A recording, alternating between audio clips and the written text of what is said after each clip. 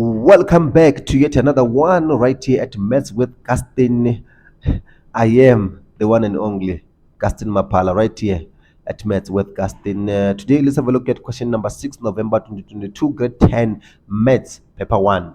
Okay, and then yeah, guys, this is a financial mathematics. I know these days they are calling it financial growth. I think I did a very, very good job when it comes to explaining this topic. If you have not watched it, please make sure that you do and you go and watch those videos on financial growth. Really, really nice, compact with concepts and also together with examples. Very easy, straightforward, easily explained. I did explain when do we use a simple interest formula, when do you use a compound interest formula, and then when would you apply the formula over the other. How does the question tell you that you use this one, don't use the other one? I think I did a good job there. So right here, I'm only going to focus on this question of this past paper, and then please make sure that you fully understand. If you don't understand, please go there and watch those videos as well. But I'll also give you a small brief explanation while as we go along and solving this question as well. All right, it says that Amy needs to buy a new computer. The computer costs 7,990. Amy does not have a full amount of the money available, so she has decided to enter into a high purchase. Okay, high purchase. This word right here, high purchase, simple means simple interest. Okay, we're gonna use the simple interest formula. Right, that's what it means. Decided to enter into a high purchase agreement. The terms of the agreement are as follows below. The interest is there. They even told us simple interest. Okay, and then it's for 48 payments. This is our N, so this is I, is that, but it must be divided by 100 to remember. N is 48, so therefore 48 is equals to how many years? 48 is equals to 4 years. All right, and then they said the monthly processing fee is 15. Okay, we'll see. Okay, the question now, it says determine the monthly amount payable, including the interest and the fee. All right, great stuff. So let's come here and say, okay, go to our formula sheet. We check the simple interest formula is given like this. Okay, P1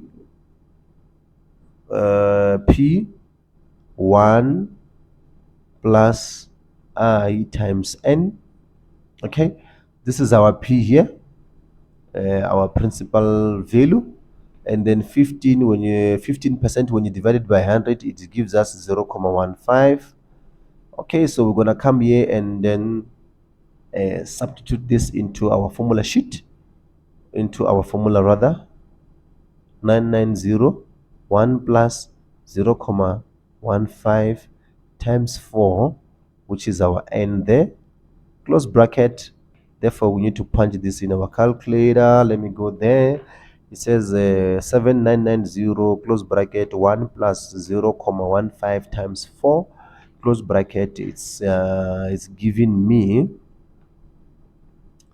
12,784 in rents. Okay, so but we're not done. They said how much will she pay per month, including.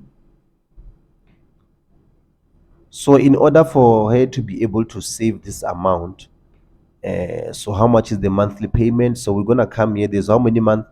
There's 48 months. So we're gonna see monthly payment. Monthly, it needs to be saying that this 12,000. How many months are there? 48. So this 12,000 must be divided by 48. But we must not forget to add the fee. Okay, because the question says including everything. This can say including interest and fees. So here we've already included the interest, so we are adding the fee there. There's the fee there. So how much will this give us on our calculator if we randomly add divided by 48 and then add the fee as well of 1350? Is going to give us, this person Amy needs to save 279.83 cents. Okay, And that's how you would deal with this one. 6.1 of Amy trying to save money using the high passage agreement at the bank. All right. Okay, 6.2 said on his 29th birthday. Who's this one? It's John. John invested 5,000. Investment. Immediately when they said investment, we start thinking of compound interest. Okay. On the Johannesburg stock market, his shares increased by 20%, compounded. There you go. Now we know that we have to use the compound formula. Great stuff. Simple, straightforward. Okay. So now they said, how much would his investment be worth when he's 60? The only trick here is for us to get the N. Okay. I'm gonna write it here on top, guys. I'm gonna just say 6.2 here. What do we have? Principal amount, which is the money invested, is 5,000. And then the interest rate is going to be 20% divided by 100, which is going to give us 0.2. Great stuff. And then what else? N. So they said when this John is on his 60th birthday, so you're just gonna come here and say 60 minus his 29th birthday to get the total, which is going to give us 31. Okay, good stuff. So now we can come here and say, okay, compound interest is given by this formula to the power of n. Principal amount is going to be 5,000. 1 plus the interest of 0.2 and then 31 years. So now we're going to come here and put this in our formula sheet.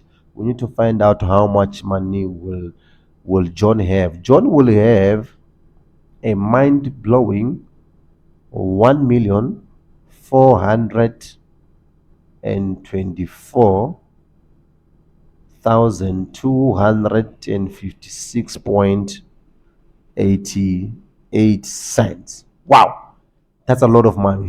Yeah, it's really is a lot of money. I mean, so he saved this for 31 years actually.